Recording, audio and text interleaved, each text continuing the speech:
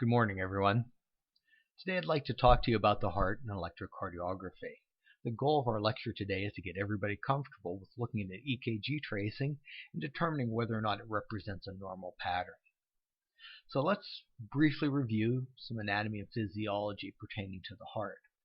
As I'm sure everybody recalls, the heart's a four-chambered organ with two atria on the top, two ventricles on the bottom, and there is a muscular septum that separates the left and right halves of the heart. One other structure to be aware of is the cardiac skeleton, and it separates the atria from the ventricles. It's a layer of connective tissue, and as connective tissue is unable to conduct an impulse, it serves to electrically isolate the atria from the ventricles. The conduction system of the heart consists of several components. The first one is the sinoatrial node, more commonly known as the SA node. It is the heart's primary pacemaker. About 60 to 100 times per minute, this specialized group of cells will spontaneously generate an action potential. That action potential gets carried along a couple of tracks here. One is an intraatrial. It goes over and speeds depolarization of the left atria.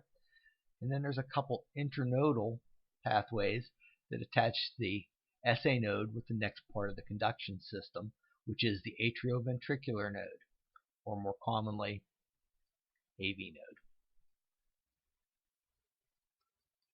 The AV node passes through the cardiac skeleton and provides a route for the transmission of the impulse generated by the SA node to the muscles of the ventricles.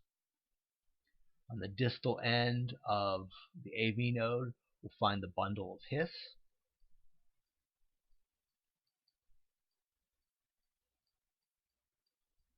And it bifurcates into the bundle branches of a left bundle branch and a right bundle branch.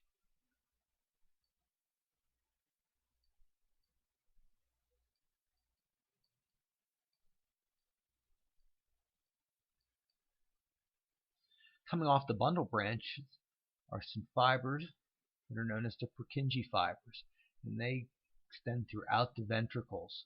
They have a fairly high rate of conduction, and that serves to speed this impulse along so that the ventricles beat or contract in a unified fashion. That's the Purkinje fibers.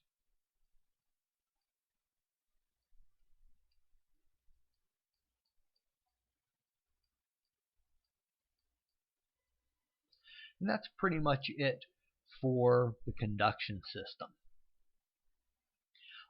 The muscle cells of the heart are unique in that they come off and they branch.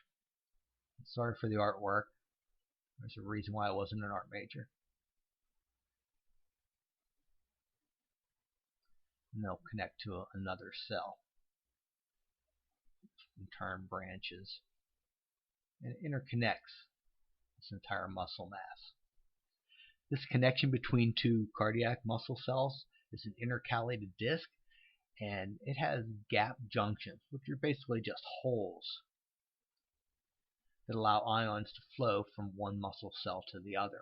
That way, as this cell depolarizes, those ions flow here and depolarize the adjoining muscle cells.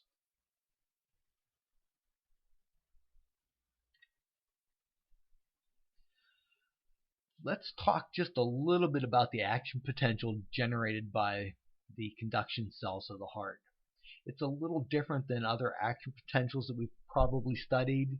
Those usually relate to skeletal muscle or nerve cells. And the cells of the heart's conduction system are unique in that they don't have a true resting potential. There's always some sort of action going on here. So here's a cell membrane. Here are some integral proteins that are serving as ion channels.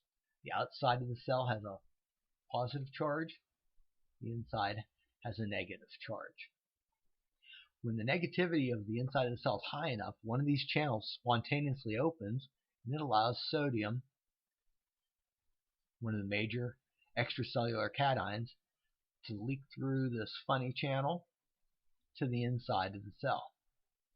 Since this is a positive ion, it decreases the negativity of the inside of the cell, and when a certain threshold is met,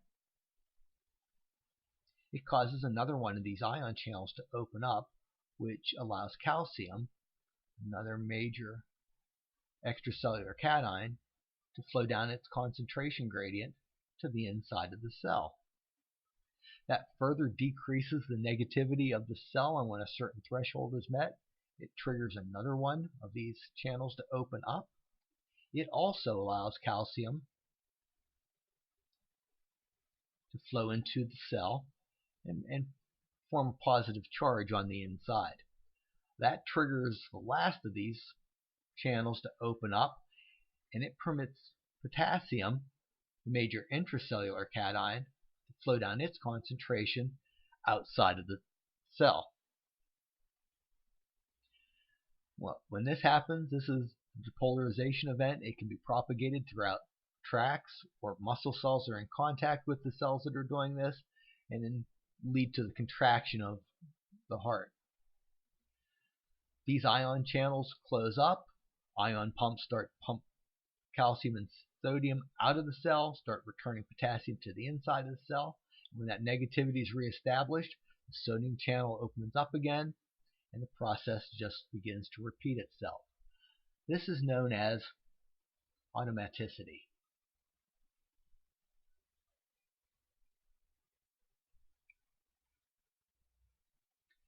All right, let me clear up some space here. We'll start talking about an EKG tracing.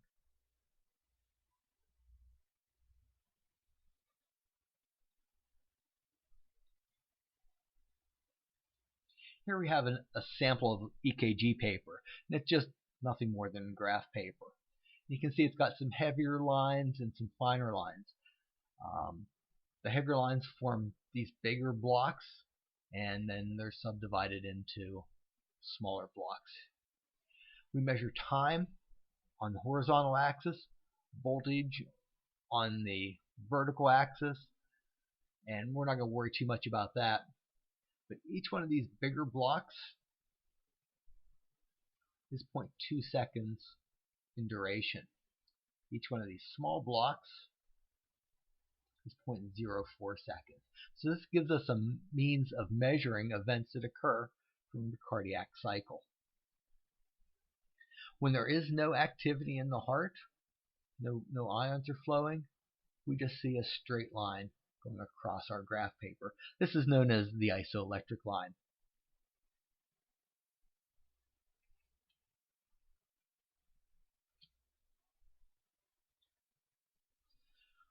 So let's start to equate events going on in the heart to what we're going to see on our tracing.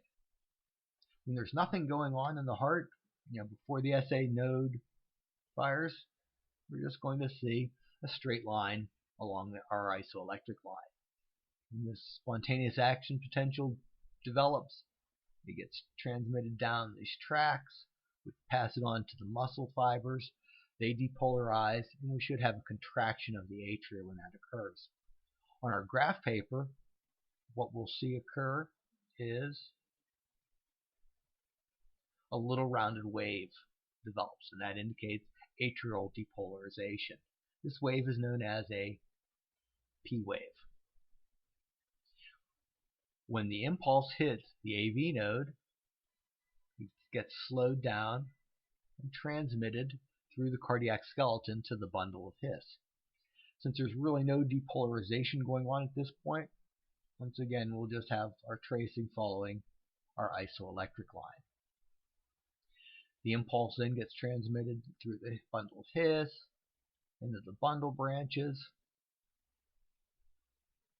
And there's some depolarization of muscle going on at this point in time, and we start to develop our very characteristic ventricular depolarization wave.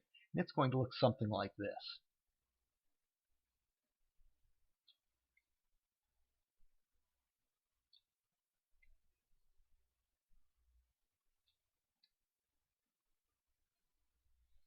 And that just indicates that these muscle fibers have all depolarized, and it should also mean that they contracted.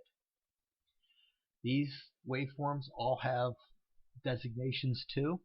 The first downward deflection that we see is known as a Q wave. The big spiked one going up is an R wave, and those next wave is an S wave. There's kind of a pause in electrical activity at this point in time, and we'll just see our trace going along the isoelectric line. And then repolarization of the ventricles is a fairly significant electrical event. There's a lot of ion movement going on, and that will be seen on the tracing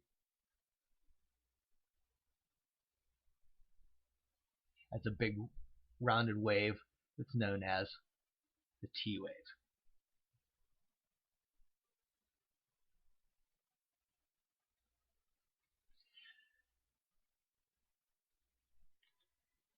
Now there's several things that we can measure here to decide whether or not this is a normal waveform. And the first one you'll want to take note of goes from the beginning of atrial depolarization to the beginning of ventricular polarization. This is known as the PR interval.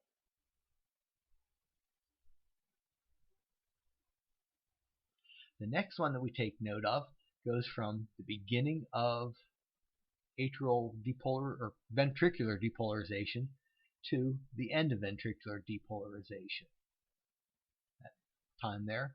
And this is just known as the QRS complex.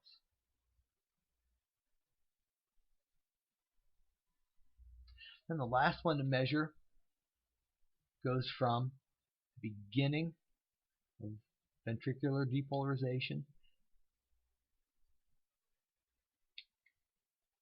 to the end of repolarization.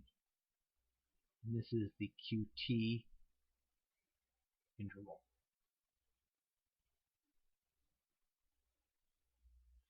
I wish I had an easy way of doing this, but I don't. This is just kind of rote memorization.